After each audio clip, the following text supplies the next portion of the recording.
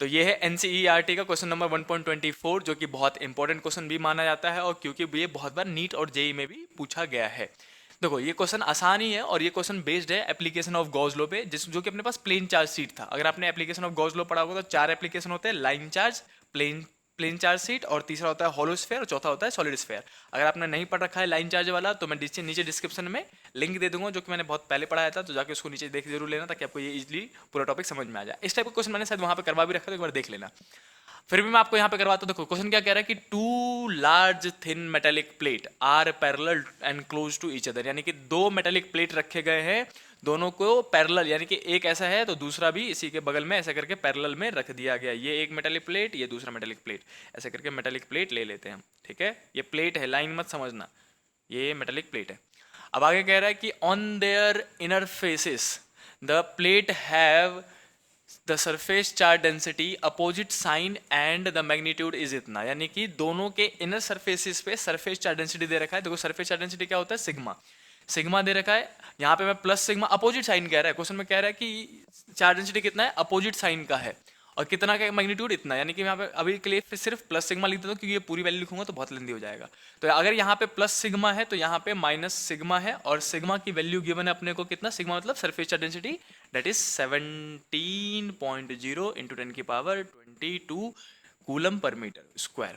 तो अगर आपने 11th में क्वेश्चन प्रैक्टिस नहीं किया ना बहुत ज़्यादा, तो जैसे हम क्वेश्चन आगे की ओर मूव करते हैं ना एनसीईआरटी के, जैसे एडिशनल स्टार्ट होगा तो मैं समझा तो दूंगा, लेकिन जिन बच्चों ने बिल्कुल ही क्वेश्चन प्रैक्टिस नहीं की 11th में, उनको थोड़ा समझने में दिक्कत होगी, उनको समझ में आएगा कि हो क्या रही है।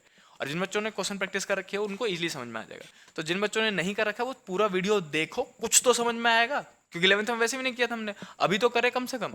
पूरा क्वेश्चन देखो तो एक दो फॉर्मूले तो याद होंगे, समझ में तो आएगा, तो छोड़ना नहीं है। और जिन बच्चों ने क्वेश्चन प्रैक्टिस कर रखा है easily concept grab, easily grab the concept और काम करो अपना। देखो अब क्वेश्चन कह रहा है कि यहाँ पे प्लस सिग्मा ले लिया हमने, माइनस सिग्मा ले लिया अकॉर्डिंग टू क्वेश्चन, और सिग्मा दे रखा है इतना, तो एक बार प्लस में एक माइनस ले लेंगे हम।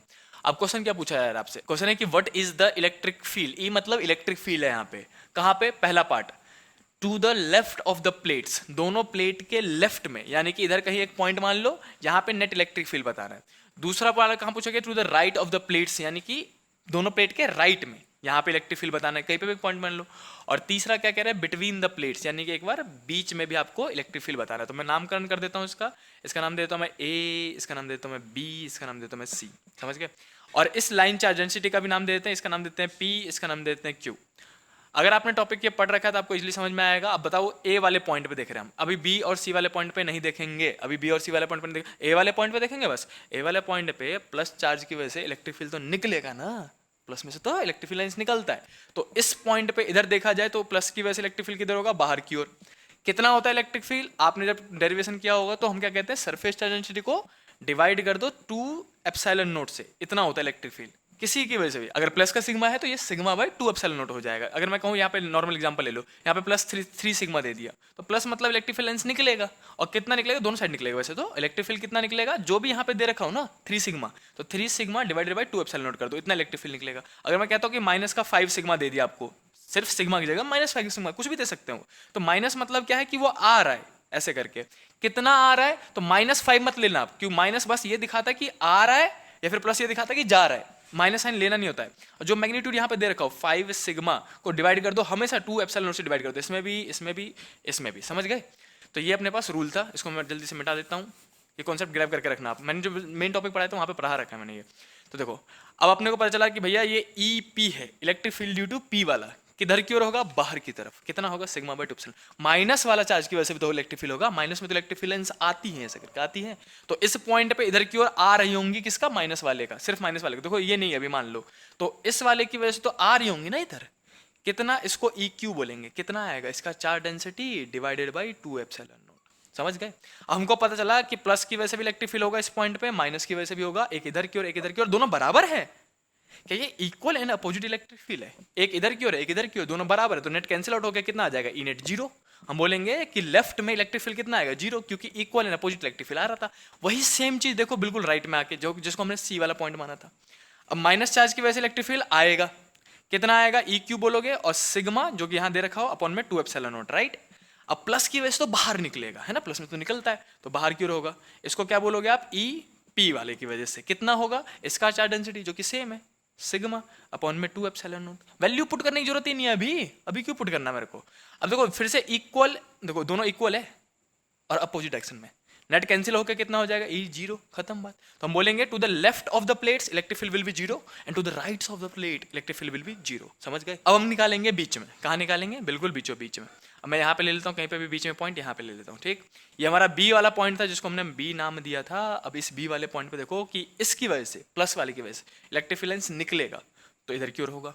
इसको क्या बोलोगे आप, ई पी बोल देता हूँ। कितना होगा, सिग्मा जो यहाँ दे रखा हो अपॉन में 2 एप्सिलॉन नॉट, राइट।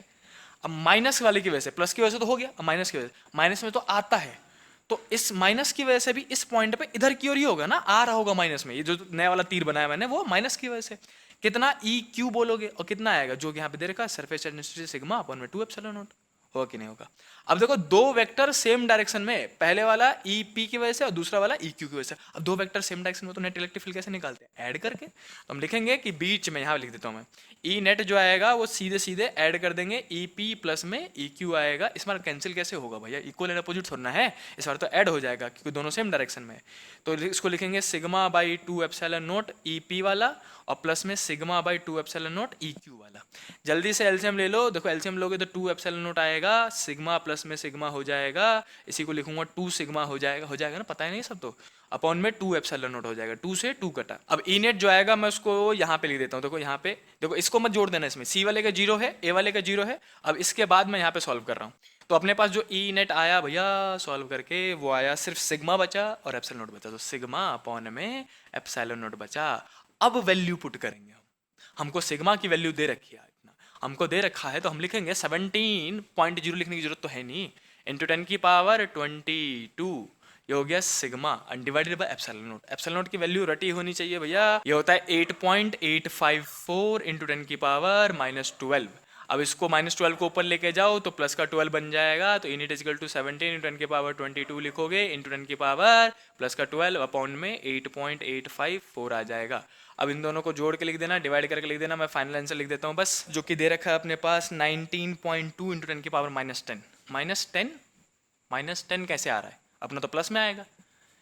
ये कितना दे रखा था, प्लस का 22 लिखा है मैंने, माइनस का 22 था यार। ये सब मेरी वजह से नहीं, आपकी वजह से होता है। मैं अपनी गलती क्यों मानूंगा भाई साहब। देखो यहाँ पे -22 आएगा, ये घटेगा तो कितना बचेगा, इसको डिवाइड करोगे तो जो फाइनल आंसर आ रखा है वो आ रखा है 19.2, डिवाइड करने पे जो आएगा इंटू में 10 की पावर -10 आएगा। अब इसको आंसर निकाल के बताना कि आप आंसर निकाल पाए हो कि नहीं निकाल पाए हो। एक स्टेप फॉलो करना है, खुद ही करना, इतना तो खुद ही सॉल्व कर सकते हो। तो एक स्टेप सॉल्व करके बताना कि आप इतना आंसर निकाल पाए हो, जल्दी से कमेंट करके बता देना और इस वीडियो को लाइक जरूर कर देना। मिलते हैं अगले वीडियो में क्वेश्चन नंबर 1.25 के साथ, तब तक के लिए बाय बाय, भागो।